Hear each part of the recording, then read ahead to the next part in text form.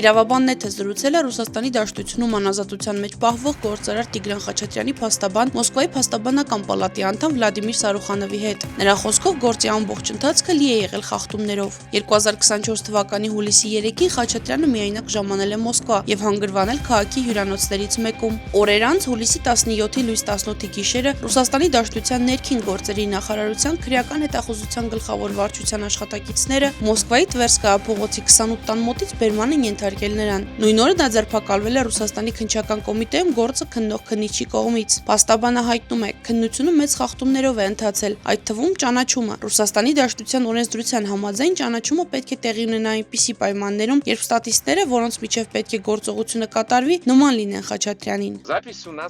Դրա տեսաձայնագրությունը մենք ունենք, սակայն ստատիստներից մեկը սլավոնական արտաքինով մեկն է եղել, իսկ քննչական կոմիտեում կատարվող գործողությունների ժամանակ էլ իմացա, որ մյուս ստատիստն էլ անցորդ է եղել։ Այսինքն գաղտնի վկաներից մեկը ՔԿ մուտք գործելիս տեսել է նրան, հետևաբար նա ընտրել է սլավոնական արտաքինով տղամարդու եւ Խաչատրյանի միջև։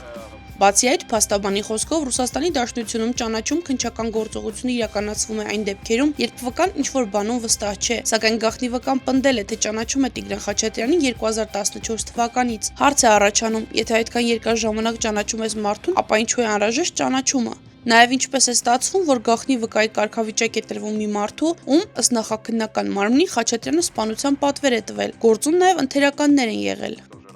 Ընթերականներն էլ են եղել ոստիկանության աշխատակիցներ, կամ ոստիկաններ, կամ էլ այլ քննչական մարմինների աշխատակիցներ։ Սա ամենամեծ խախտումն է։ Դրանից հետո նրան մեկուսարան են տեղափոխում։ Սարուխանովը նշում է, որ դատավորները կաշկանդված են պատասխանատվությամբ, Տիգրան Խաչատրյանին մեղադրում են սպանություն նախապատրաստելու համար եւ հոդվածի լրջությունից ելնելով դատավորները մանրակրկիտ չեն ուսումնասիրում գործի նյութերը։ Գործով տուժող ճանաչված Խաչատրյանի դստեր նախկին ամուսինը Գարեգին Մուրադյանը եւ Արամ Մուրադյանը նրա հայրը հայտարարել են, որ ոչինչ չգիտեն գործի վերաբերյալ։ Նրանց կանչել են ու հայտնել, որ իբր ցանկանում են սպանել։ Հենց այդպես էլ ասել է իմ պաշտպանյալ Խաչատրյանը, որ ոչ մի պահանջ չունի տուժողներից։ Նրանք լավ ծանոթներ են, նախկին բարեկամները, որոնց նա 10 տարի չի տեսել։ Տուժողներից մեկն էլ իր դստեր նախկին ամուսինն է, որի հետ բաժանությունը ընտանեկան պատճառներով է տեղի ունեցել։ Ընտանեկան կյանքը չի ստացվել։ Մենք այժմ հերքում ենք սպանության նախապատրաստման մեղադրանքը։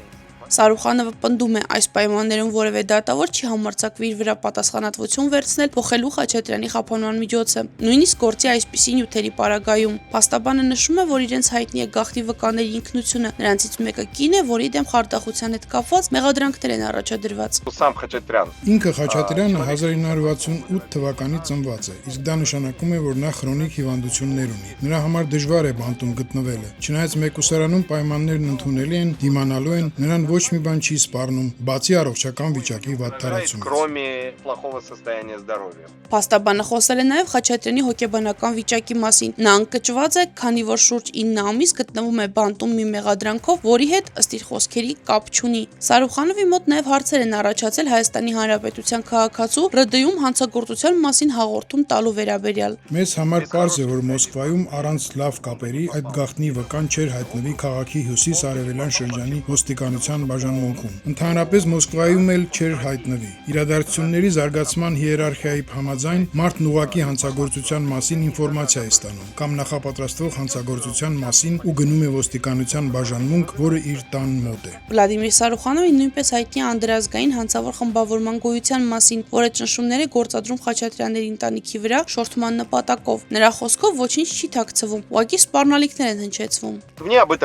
Նշված անձինք Ռուսաստանի տարածքում չեն, որքանով ինձ հայտնի է, սակայն ես համարձակվում եմ ենթադրել, որ առանց ծանոթության, առանց հովանավորչության նման գործի նյութերը, նման քրեական գործ է շատ դժվար է մեռած կետից տեղաշարժել։ Մի քանի օրից դատարանում նորից քննարկվելու է Տիգրան Խաչատրյանի խափանման միջոցի երկարաձգման հարցը։ Սարուխանովը որևէ հույս չի կապում այս նիստի հետ, սակայն հույսեր է կապում հիմնական դատաքննության եւ երդվյալ ատենակալների հետ։ Մենք կապացուցենք, որ Խաչատրյանն անմեղ է։ Երդվյալ ատենակալները իհարկե կարդարացնեն նրան։ Եվս մեկ անգամ ասում եմ, ապացույցների եղած ծավալի պարագայում, եթե այդպես կարելի ասել, դատարանը չի կարող մեղադրական դատավճիռ ընդունել։ Այս գործին զուգահեռ Տիգրան Խաչատրյանի ընտանիքի նկատմամբ ճնշումները շարունակվում են։ Մարինան հիշում է ձերբակալությունից հետո իր հոր հետ տեղի ունեցած դեպքը։ Երբ որ հորս տեղափոխել էին Բերդ, մտել էին այդ օպերներից 2 հոգի ու հորս ցույց էին տվել նամակ ու նամակում նշված էր, որ եթե հիմա ուղղակի նույն բառերով չեմ ուզում ասել, շատ տգեղ էր գրված էր, որ եթե դու չկատարես իմ պահանջը, կնստես 20 տարի ու քո հետքը էլ ոչ ոք չի գտնի, կգնաս Ուրալ կամ Սիբիր։ Ու այդ ամեն ինչը բացի այն, որ նրանք ցույց էին տվել իր անունից գրված հեռախոսի էկրանին, համ էլ բառացի էին փոխանցել հորս։ Նրա դուստրը Մարինան նույնպես առաջիկա նիստից, որի ընթացքում քննարկվելու է հոր կալանքի երկարաձգման հարցը, որևէ ակնկալիք չունի։ Հայրս առաջին իսկ օրվանից համագործակցել է քննության հետ, երբ իրան ձերբակալել են, մենք լավ գիտենք, որ նման հանցագործություն չի եղել, որի մեջ իրան մեղադրում են։ Ինքը տրամադրել է հենց առաջին իսկ օրը իր հեռախոսի գաղտնաբառը, որ բացեն, տեսնեն, որ ինքը ոչ մի թաքցնելու բան չունի ու նման ոչ մի բան չկա իր հեռախոսի մեջ։ Բայց այս ամեն ինչից հետո ես վստահաբար կարող եմ ասել, որ հենց այդ քննչական մարմինը շագրգռված չի իրականությունը բարձելու ու խորանալու այս ամեն ինչի մեջ իրանք ուղղակի ունեն Տիգրան Խաչատրյան, որը որ պետքա լինի մեղադրյալ ու որը որ պետքա